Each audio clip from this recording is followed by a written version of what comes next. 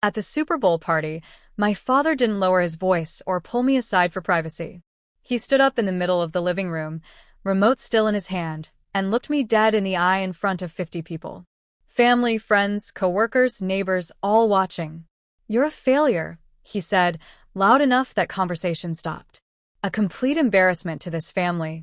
Then he pointed at the front door like I was trash being taken out. "Go live in the streets. We're done pretending you matter." My mother sat there on the couch, wine glass steady in her hand, and said absolutely nothing. My brother Marcus grinned, like he'd won something. His wife Jennifer whispered to someone next to her, barely hiding her satisfaction.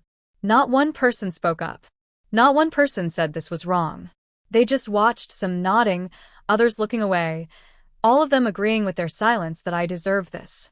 So I stood up, grabbed my jacket, and walked out. Quiet. Calm. Carrying 32 years of their judgment like weight I'd finally decided to put down. They had no idea I'd just signed a $50 million deal 3 days earlier. And in exactly 3 weeks, everything they thought they knew about me would detonate in their faces. Before I tell you what happened next, drop a comment and tell me where you're watching from. I need to know I'm not the only one who's survived this kind of betrayal.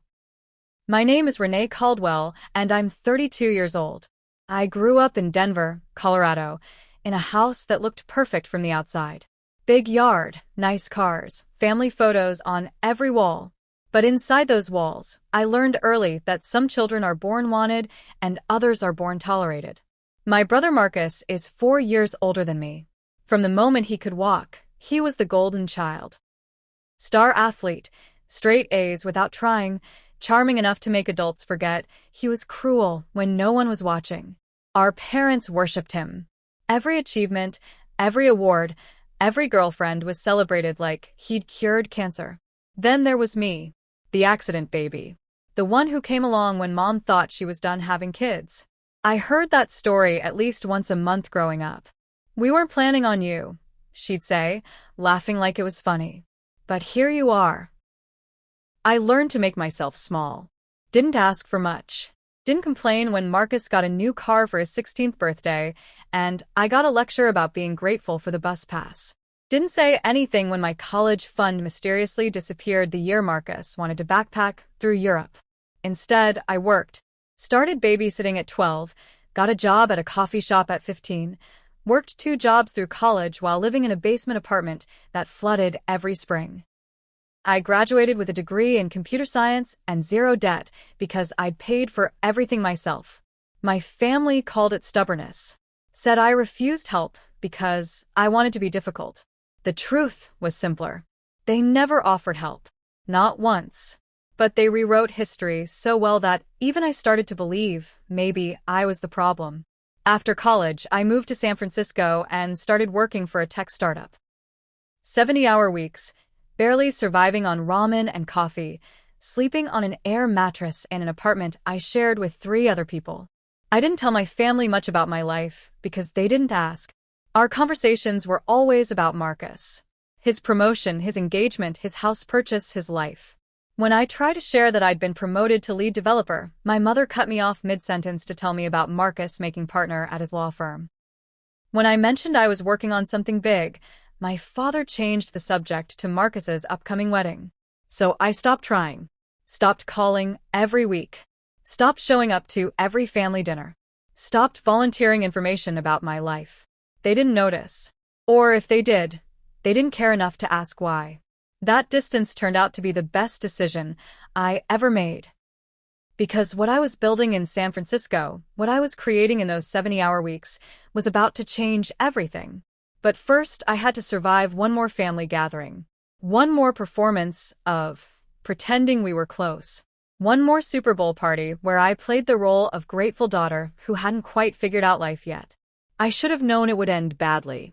I just didn't know how badly. 3 days before the Super Bowl party, I closed the biggest deal of my life. 5 years of work. 5 years of building, coding, pitching, failing, rebuilding.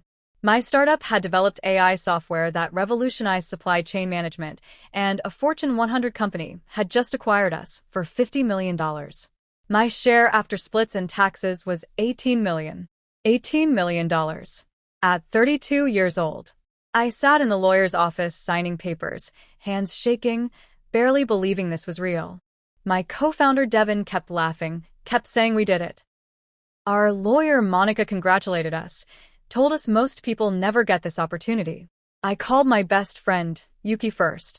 She screamed so loud I had to pull the phone away from my ear. Then I sat in my car in the parking garage and realized I had no one else to call. No family who'd understand. No parents who'd be proud. No siblings who'd celebrate with me. For about 10 minutes, I considered not telling them at all. Just keeping this part of my life separate like I'd kept everything else separate. But some stupid part of me, some little girl part that still wanted their approval, thought maybe this would be different. Maybe this would finally make them see me. So, I decided to tell them at the Super Bowl party. Face to face. I'd share the news. Show them I'd succeeded despite their indifference. Maybe finally get some acknowledgement that I wasn't the failure they'd always implied I was. I spent 2 days planning what I'd say. How I'd bring it up casually. How I'd downplay it so it didn't sound like bragging. How I'd make sure Marcus still felt important even though my news was bigger. The fact that I was planning how to make my own success smaller so my brother wouldn't feel bad should have told me everything I needed to know about that family. But I was still holding on to hope. Still believing that maybe, just maybe, they'd surprise me. I drove to Denver the morning of the party.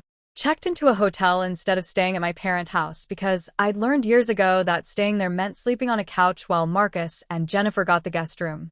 Bought an expensive bottle of wine to bring to the party. Practiced my announcement in the mirror. When I walked into my parents' house that afternoon, it was already packed. 50 people, maybe more. Half of them I didn't even know. Distant cousins, Dad's coworkers, neighbors, Marcus's friends. The house smelled like wings and beer. Everyone wore jerseys. The TV was already blaring pre-game coverage. My mother barely looked up when I walked in. "Oh, you made it. Put the wine in the kitchen." No hug. No hello. Just instructions. Marcus was holding court in the living room, telling some story that had everyone laughing. Jennifer sat next to him, hand on his knee, smiling like she'd won the lottery by marrying him. I found a spot in the corner and waited for halftime. Waited for a moment when I could pull my parents aside and share my news privately. Waited for everything to go exactly like I'd planned. But life doesn't care about your plans. Especially when your family has been waiting years for the perfect moment to tell you what they really think of you. The game was close. Fourth quarter. Everyone was on their feet, yelling at the screen. I was too busy rehearsing my announcement, too nervous about how to bring it up. Then Marcus made a joke. Something about me being the only person at the party who didn't understand football. Everyone laughed. It wasn't malicious, just typical Marcus humor. But something in me snapped. Actually, I said, louder than I meant to, I understand football fine. I just have other things on my mind. The room didn't go completely quiet, but enough people turned to look that I felt the attention shift. Marcus raised an eyebrow. Other things? Like what? Your little computer job.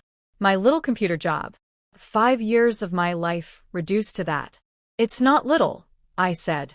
Actually, I wanted to tell everyone some news. This week, my company was acquired. I just closed a deal worth $50 million. I said it wrong. Said it too defensively. Made it sound like I was attacking instead of sharing. But it was out there now. Marcus laughed. Actually laughed. 50 million? Renee, come on. Don't lie to make yourself sound important. I'm not lying. We signed papers 3 days ago. I can show you the documents. My father stood up. His face was red. Not from excitement. From anger. Renee, this is inappropriate. You're making up stories for attention during family time. I'm not making up anything. Why would I lie about this? Because you've always been jealous of Marcus, my mother said, voice cold. Always trying to compete with him. Always trying to be the center of attention. 32 years of being invisible, and she thought I wanted attention. I'm not jealous. I'm sharing good news. I thought you'd be proud. Proud? My father's voice got louder. Proud of what? Lies? Delusions? You've been out in California for 10 years barely scraping by, and now you want us to believe you're suddenly rich. I'm not barely scraping by. I haven't been for years. You've never asked about my life. Never asked what I'm working on. Never showed any interest at all.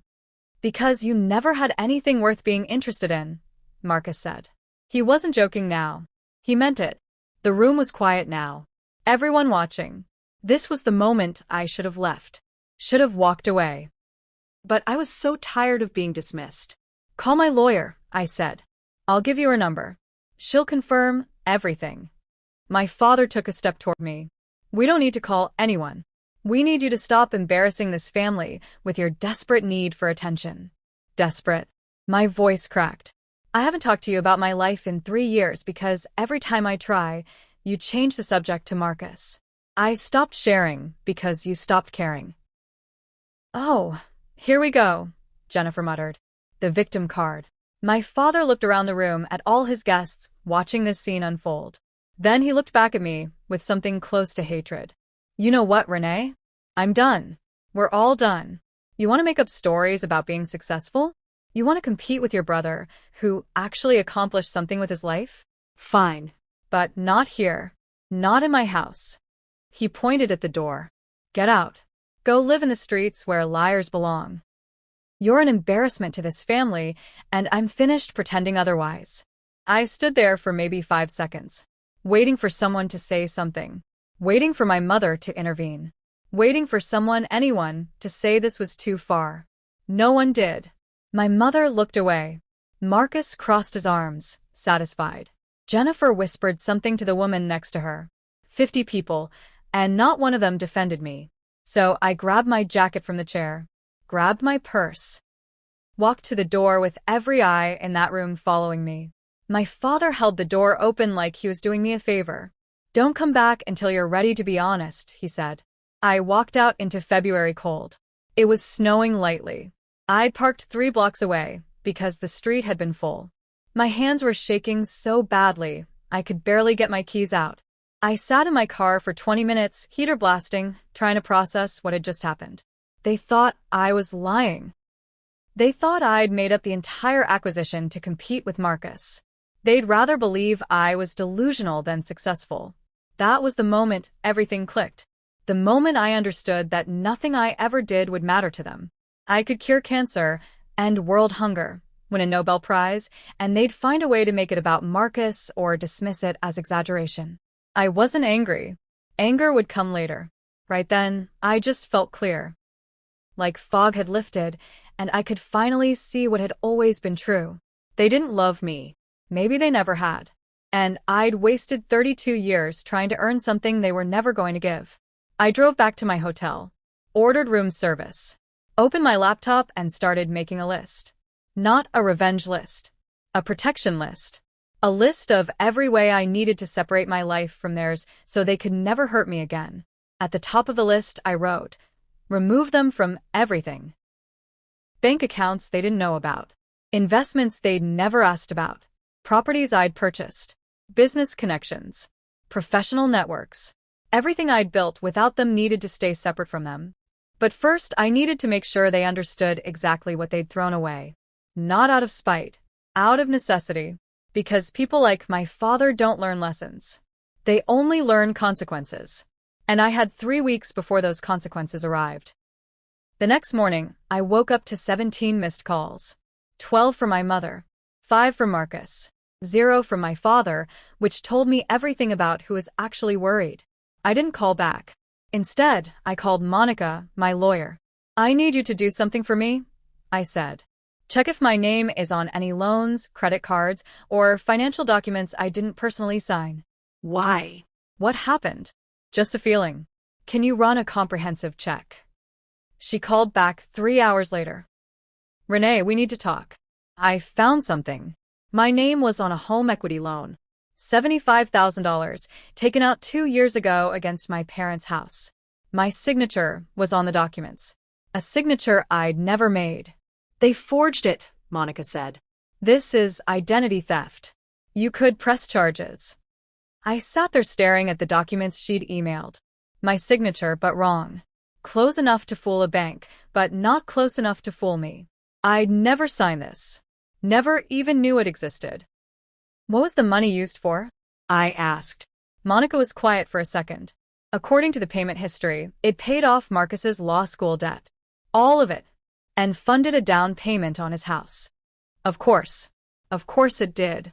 They'd stolen my identity to give Marcus a head start. Forged my name to clear his debt. Used me as collateral for his success. And when I tried to tell them about my actual success, they'd thrown me out. The loan is in default, Monica continued. They've missed the last 4 payments. The bank is moving toward foreclosure. And because your name is on it, they'll come after you too. Can we fix this? We can prove fraud, but it'll take time. Months, maybe longer. In the meantime, this could destroy your credit. Affect your ability to make purchases. You'd have to declare bankruptcy or file a police report against your family. I closed my eyes. They'd been using me, not just emotionally, financially. Using my good credit, my responsible history, to fund Marcus's life. And I'd had no idea. There's another option, Monica said carefully. Since you have the resources, you could acquire the loan yourself. Buy the debt from the bank. Then you'd control what happens next. Meaning you'd own the leverage. The house, the debt, all of it. You could force a sale, restructure payments, whatever you want. Legal, clean, and final. I thought about my father pointing at the door. My mother's silence. Marcus's smirk. 50 people watching them humiliate me. Do it, I said. Acquire the loan. I want full control. Renee, are you sure? This will effectively give you power over your parents' financial future. They gave themselves power over mine when they forged my signature. I'm just taking back what they stole. Monica was quiet for a long moment. Okay, I'll start the paperwork today. This should be finalized in about 2 weeks. 2 weeks. Right before the 3-week mark. Right before everything I'd planned would come together. I hung up and opened my laptop. Time to start phase 2. Time to make sure that when the truth came out, it came out everywhere. Not just in private. Not just to my family. Everywhere. Over the next 2 weeks, I quietly dismantled every connection I had to my family. Removed them as emergency contacts. Changed beneficiaries on accounts. Updated my will. Removed every trace of them from my professional life. Then I did something I'd been avoiding for years. I went public with my story. Not the family drama. The business story. I'd been asked for interviews before. Tech magazines, startup podcasts, business journals. I'd always said no because I valued privacy. But privacy had gotten me nowhere. Privacy had let my family write whatever story they wanted about me. So I said yes. To all of it. I did an interview with TechCrunch about the acquisition. Talked about building the company from nothing, about the 5 years of work, about what it meant to succeed in an industry dominated by men who underestimated women. I did a podcast about growing up without support and building success anyway. About working multiple jobs to pay for college. About sleeping on air mattresses and living on ramen. About choosing to bet on myself when no one else would. I did a profile for Forbes about women in tech. They wanted to photograph me at my new apartment, a penthouse I'd just purchased in San Francisco. 3 bedrooms, floor-to-ceiling windows, a view of the bay that still took my breath away every morning. Each interview mentioned Denver. Mentioned growing up in Colorado. Mentioned my age. Anyone who knew me would recognize the details. I wasn't hiding anymore. Wasn't making myself small. Wasn't downplaying success, so other people felt comfortable. The Forbes article came out first. Then the podcast dropped. Then TechCrunch published their piece. My name was everywhere. My face. My story. My success. My phone started blowing up. Old college friends congratulating me. Former coworkers sending messages. People I'd lost touch with reaching out. And then, finally, exactly 2 weeks after the Super Bowl party, my mother called. I let it go to voicemail. She called again. And again. On the 5th call, I answered. Renee. Her voice was tight. We need to talk. About what? Don't play games. We saw the articles. The interviews. Why didn't you tell us the acquisition was real? I tried. You threw me out. Your father was upset. He didn't mean those things. He called me a liar in front of 50 people. He told me to live in the streets. Which part didn't he mean? She was quiet for a second. We didn't know. You should have shown us proof. I shouldn't have needed proof. You should have believed me. You're my mother. Well, now we know. And we're very proud. Your father wants to apologize. Can you come to dinner this weekend? We'll celebrate properly. I almost laughed. No. Renee, don't be childish. You're successful. We're proud. Let's move past this. There's something else you should know, I said. The home equity loan with my forged signature? I bought it. I own the debt now. I own the leverage on your house. The silence on the other end was beautiful. You can keep the house, I continued. But you'll be paying me rent, market rate. Or you can sell and pay off the loan in full. Those are your options. You can't do this. I already did. Papers were finalized this morning. You'll get the official notice tomorrow. We're your family. You're people who used me. There's a difference. Turned off my phone. Poured a glass of wine. Stood at my window looking out at the bay and felt, for the first time in my life, completely free. The next 72 hours were chaos I didn't witness firsthand but heard about later from Yuki, who'd stayed in touch with some mutual friends back in Denver. My parents received the official notice that I'd acquire their loan. $75,000, now owed to me. They had 30 days to decide. Restructure payments, sell the house, or face foreclosure. Marcus called me 23 times. I blocked his number after the first 5 voicemails turned threatening. My mother sent emails. Long, rambling messages about family loyalty, about forgiveness, about how I was destroying them out of spite. I didn't respond. There was nothing left to say. But the real explosion came when my father's coworkers found the Forbes article. Someone at his company recognized the name, shared it around the office, and suddenly everyone knew that the daughter he'd called a failure at his Super Bowl party had just sold her company for $50 million. According to Yuki's sources, the story spread fast. How he'd thrown me out. How he'd called me a liar in front of 50 people. How 3 weeks later, articles started appearing everywhere proving I'd been telling the truth. His reputation at work collapsed. People who'd respected him started questioning his judgment. How could he not know his own daughter was successful? How could he treat family that way? What kind of father publicly humiliates his child? Marcus's law firm got wind of it too. Someone connected the dots, realized he was related to me, started asking questions about the home equity loan that had paid off his debt. Questions about where that money came from. Questions about forged signatures. Jennifer filed for divorce 2 months later. Apparently, being married to a man whose family drama was playing out publicly didn't fit her image of the perfect life. My parents put the house on the market. They couldn't afford the restructured payments I'd offered. Couldn't afford to keep up appearances anymore. They moved into a rental across town, something smaller, cheaper, further from the neighborhood where everyone knew their business. Through all of this, I stayed in San Francisco. Didn't engage. Didn't gloat. Didn't do anything except live my life. I started consulting for other startups. Joined a few boards. Made investments.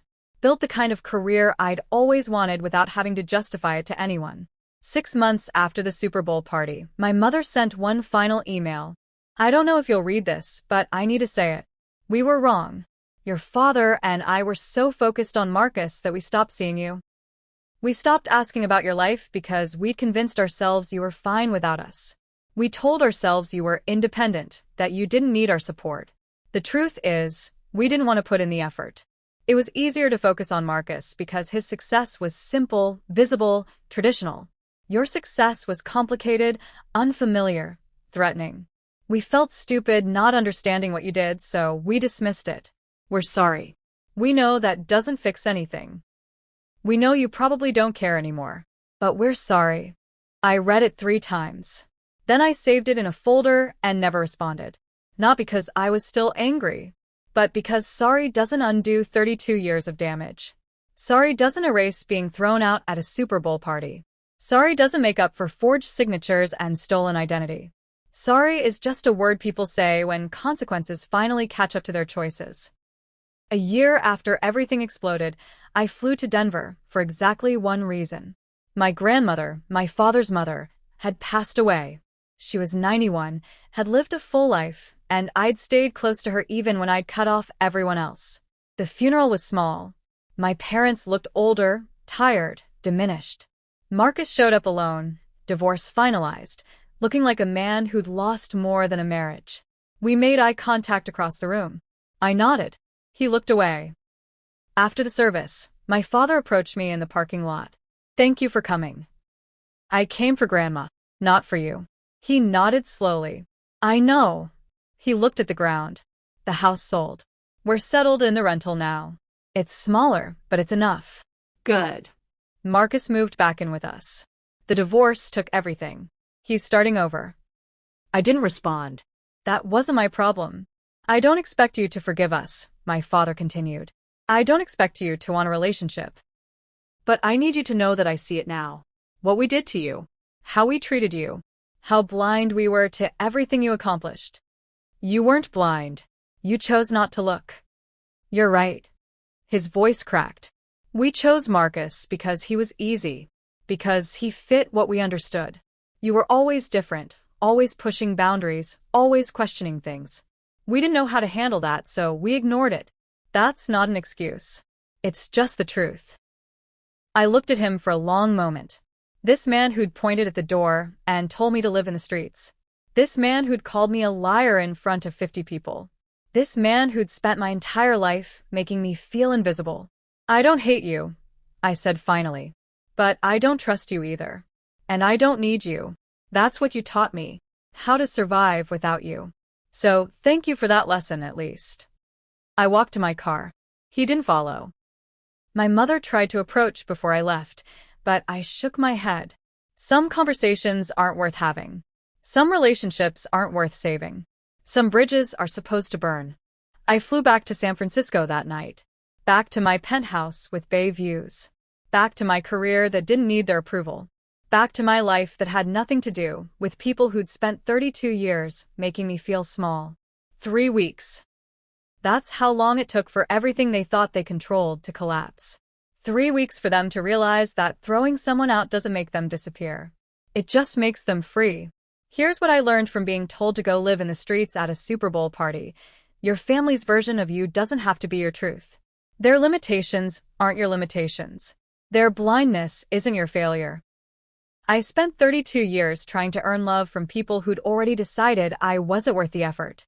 I made myself small so Marcus could feel big. I downplayed success so my parents wouldn't feel threatened. I accepted crumbs and called it family. The moment my father pointed at that door, he thought he was rejecting me. What he actually did was set me free. Free from needing their approval. Free from measuring my worth by their standards. Free from the exhausting work of trying to matter to people who'd chosen not to see me. The $50 million acquisition wasn't revenge. The interviews weren't revenge. Acquiring the loan wasn't revenge. Those were just consequences. Natural results of choices they made. They used my identity, so I took back control. They dismissed my success, so I made it public. They threw me out, so I stopped coming back. I didn't ruin my family. They ruined themselves by never bothering to know me. By assuming I'd always be there to ignore. By treating me like I was less than Marcus until the moment they needed something from me. 3 weeks. That's all it took for their world to change. But my world had been changing for 10 years while they weren't paying attention. I'd been building, growing, succeeding, becoming someone they never imagined I could be. And when they finally looked up and saw what I'd become, it was already too late. I was already gone. Already free. Already living proof that the child you overlook might just be the one who succeeds despite you. If this story resonates with you, if you've ever been the overlooked child or the dismissed sibling or the family member who had to succeed alone, drop a comment. Share your story. Let me know where you're watching from. Hit that like button and subscribe for more real stories about families who underestimate, betrayals that backfire, and people who build extraordinary lives from the ruins of relationships that were never going to work. Remember, being told to leave isn't always an ending. Sometimes it's permission to finally start living.